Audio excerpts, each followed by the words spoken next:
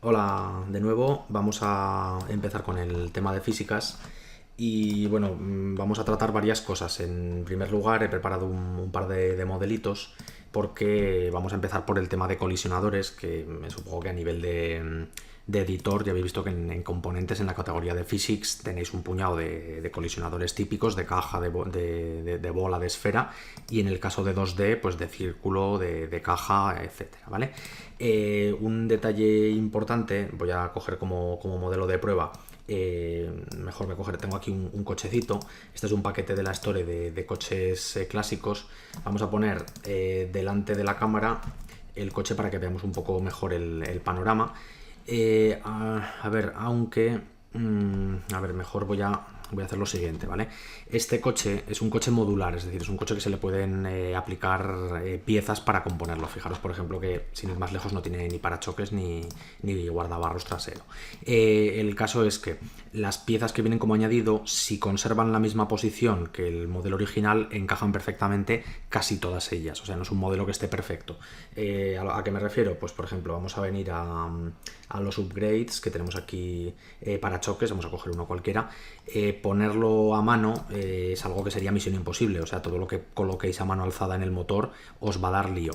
Pero, si mal no recuerdo, poniéndole una posición 000 que coincide exactamente con la posición que tiene el coche, están montadas las piezas para encajar perfectamente, ¿vale? Siempre que encajen así, de manera matemáticamente correcta, todo irá bien. Y en el caso del parachoques delantero, pues lo mismo, voy a echar un parachoques aleatorio, le voy a meter una posición de 0,0, debería encajar bien. Y el side panel, que no recuerdo muy bien lo que era, pero vamos, sigue siendo otra pieza. Vale, sí que es la parte esta de abajo, ¿vale? Bien, vamos a suponer que montamos un coche, no voy a poner las ruedas, me da pereza. El objeto principal es este y los objetos hijos serían estos tres, que los meteríamos dentro de la jerarquía. ¿Cómo hacer este coche sólido? Pues bueno, formas de no hacerlo. La primera de todas, vamos al objeto principal y de la pestaña de componentes seleccionamos el componente físico Box Collider.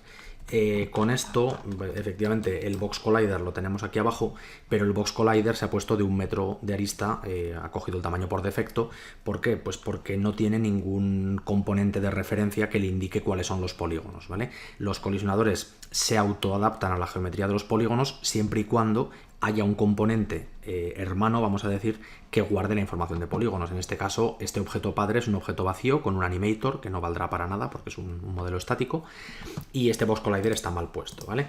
Otra forma que os podéis leer por ahí de hacerlo, pues os dicen expandid toda la jerarquía con la tecla Alt, pilláis todos los objetos de la jerarquía con la tecla Shift, componente físico Box Collider, y esto os va a añadir colisionadores de caja en todos los objetos. Fijaos que hay objetos que por aquí sí que tienen una malla de referencia. En todos estos objetos en los que hay una malla de referencia, por ejemplo, fijaros este cristalito de aquí, se ha añadido el Box Collider intentando englobar o hacer de bounding box, de caja de límites, todos los polígonos. Problemita, pues que yo tengo aquí arriba otra vez un objeto vacío que me ha generado un cubo neutro, y no podéis descartar que si venís por aquí navegando encontréis, que a veces pasa, algún objeto que no tenga malla, y en esos casos pues el Box Collider va donde le apetece, ¿vale?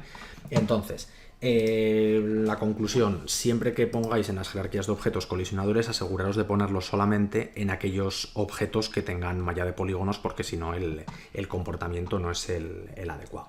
En cuanto a... Bueno, voy a quitar este Box Collider, por cierto. Y en cuanto a colisionadores de primitiva, pues bueno, la esfera se va a adaptar como pueda. La cápsula se va a adaptar como buenamente pueda. Y generalmente, por temas de eficiencia, aunque ya veis que la aproximación no es buena, es decir, vamos a mirar esto un poquito en perspectiva tipo AutoCAD, por así decirlo. Fijaros que la precisión de colisión no es perfecta, pero es que no es necesario que en el juego tengamos una precisión de colisión 100% perfecta. Sin ir más lejos, a ver, os pongo un ejemplo que tiene ya unos años, pero el GTA San Andreas en cuestión, que vale que tiene unos añitos, los coches descapotables tenían un colisionador cuadrado en el techo y tú podías andar por encima del coche descapotable. A nivel físico no interesa que haya una precisión brutal, y el consejo general es que tiréis de colisionadores de primitiva siempre que podáis, aunque claro, va a haber casos en los que no podéis utilizar este tipo de colisionadores, que ahora lo comentaremos. Y bueno, en cuanto a la parte de 2D, pues voy a coger uno de mis sprites que tengo por aquí. A los sprites, ojo que mezclar 2D y 3D es un poco tedioso, más que nada porque la física 2D de Unity no ve a la física 3D de Unity, ojo con esto. Desde código se pueden hacer cosas, pero no es algo que funcione inmediatamente.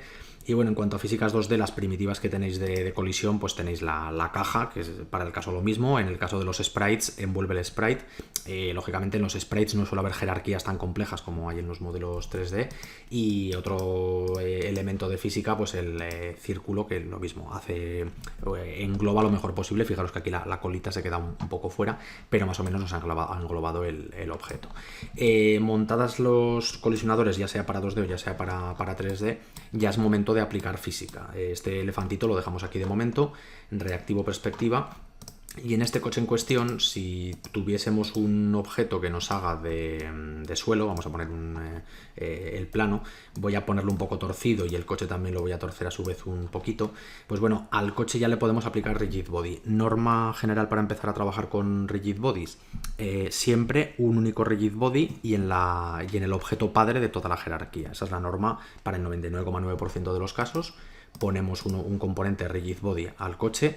El componente pues por defecto tiene masa 1, o sea, no le he configurado gran cosa, pero como no hay otros elementos con mayor peso no tiene por qué dar ningún problema, o sea, la reacción de caída pues es, vamos a decir, normal. Bueno, más cosas a tener en cuenta con esto.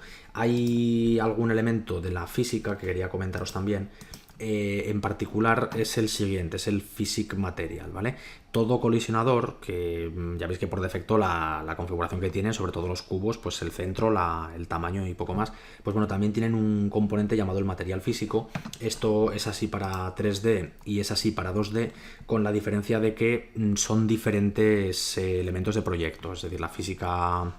El material físico en 3D tiene unos parámetros y el material físico en 2D tiene otros muy similares.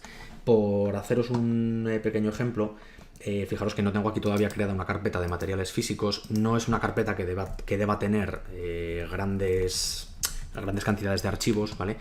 Pero bueno, sí que puede haber algún material base. Pensad que en un juego en el que haya física libre, pues os puede interesar diferenciar el comportamiento de un barril de metal del de un barril de madera o el de un barril de goma, que la goma puede rebotar.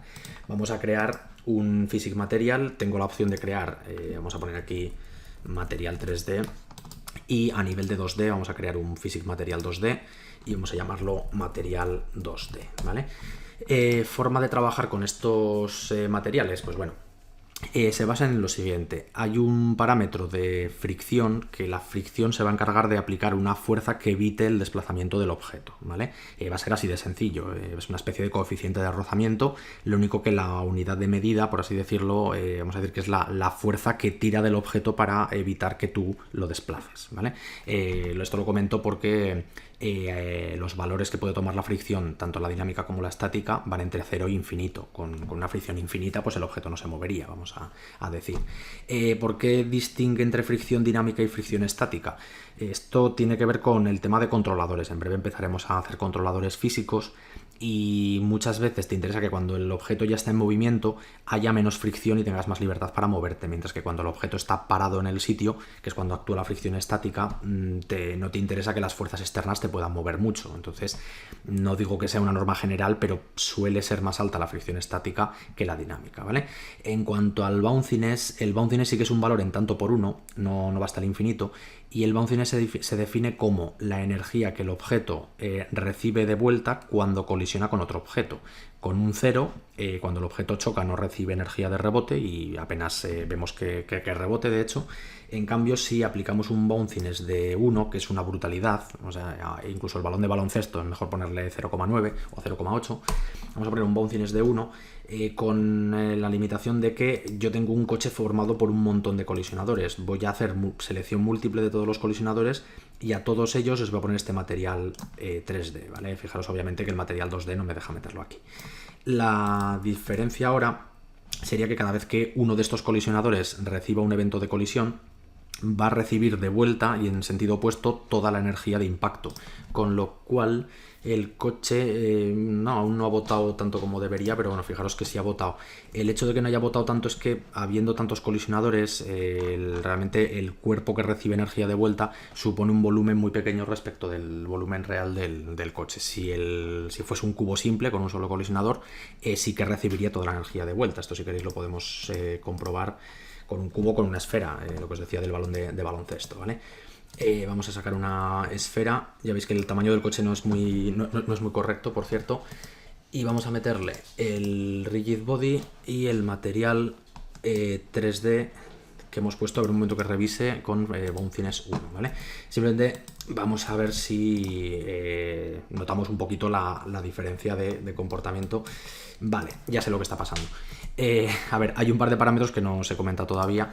Y es que, a ver, estamos haciendo casos muy tontos y realmente, salvo que sea un juego 100% basado en físicas, si metéis cajitas o elementos del escenario que podáis tirar por el suelo, lamparitas o lo que sea, no te preocupan mucho estos parámetros, ¿vale? Pero es que en juegos sí que estén basados en físicas, como puede que la goma rebote con el metal o que la madera rebote con el corcho, sí que interesa calcular cómo se combinan los parámetros de un material que choca con los parámetros del otro material que choca.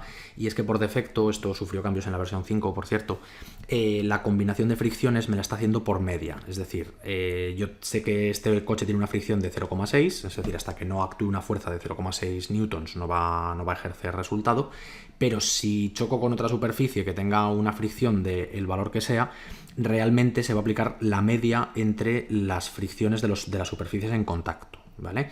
¿Es un buen modo de calcular? Pues sí, ¿vale? Pero vamos a ver qué otros modos hay de calcular la fricción combinada entre dos superficies. Fijaros que esto es así tanto para la fricción como para el rebote. Lo que nos está dando problemas ahora es el rebote, que al tener un rebote de 1 y colisionar con un objeto que tiene el material por defecto, que tiene rebote 0, el bouncing resultante es de 0,5 al estar por media.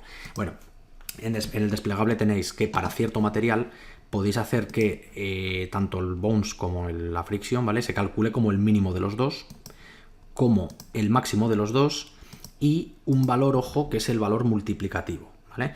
¿En qué materiales poner el valor mínimo? ¿En cuáles poner el valor máximo? Pues a ver, no es ciencia exacta, pero generalmente si tú quieres que un objeto rebote mucho, el balón de baloncesto, al combinar rebotes le dirías que coja el máximo. O sea, si balón de baloncesto contra balón de baloncesto, rebote máximo. Balón de baloncesto contra pared de corcho, pues también puedes poner rebote máximo. La media también está bien. Y luego está el valor multiplicativo, que el valor multiplicativo es un poco complicado de entender y tiene aplicaciones muy concretas. Para el valor multiplicativo es mejor entenderlo con el bounce, ¿vale? Vamos a suponer que tenemos una superficie con un bouncines de 1 y otra superficie con un bouncines de 1. 1 por 1 es 1. Y dices, joder, pues vaya utilidad que tiene la multiplicación. Vamos a pensarlo ahora con valores un poco menores que 1, ¿vale? Por así decirlo, al multiplicar se tiende a reducir los efectos. Con un bouncines de 0,5... en ambas superficies, la multiplicación de 0,5 por 0,5 da 0,025, ¿vale? Perdón, 0,25. Es decir, como siempre son valores en tanto por 1, sobre todo en el caso del bounce, que en la fricción es un poco más complicado de calcular, la multiplicación tiende a reducir ambos valores, ¿vale? Es un poco, a ver, siempre hay casos muy extremos, 0,99 en un lado, 0,01 en otro, pues al multiplicar se te caen 0,09, vamos a poner. Entonces la multiplicación simplemente tiende a reducir ambos efectos. ¿Es útil? Pues bueno, depende un poquito. Ya os digo que, salvo que hagáis un juego 100% basado en físicas, pues no tenéis que preocuparos mucho y luego siempre te pones a hacer pruebas y te guardas tu material de hielo porque dices, ostras, esto me recuerda a un bloque de hielo cuando lo tiras sobre una superficie, o me guardo el balón de baloncesto o lo que toque. Como decíamos, la bola no nos ha saltado como nosotros queríamos, entonces la combinación de rebote la voy a poner como máxima y vamos a ver, este lo dejo como multiplicativo porque la fricción realmente no me interesa demasiado. Y vamos a ver si la bola ahora realmente sí que tenemos un 100% de la energía de vuelta cuando hay un impacto, que es lo que nos interesaba, y el coche, pues bueno, se nos ha quedado un poquito loco, pero bueno, ahí se nos cayó. Bien, comentado todo esto, resumimos en que conviene utilizar colisionadores de primitiva. Se pueden utilizar materiales físicos, que no digo que sea imprescindible ni mucho menos, te puedes hacer un buen juego sin utilizar más que materiales físicos por defecto. Y comentado esto, vamos a pasar a casos un poco más concretos, porque ahora parece que todo esto nos funciona, pero no va a ser todo tan bonito.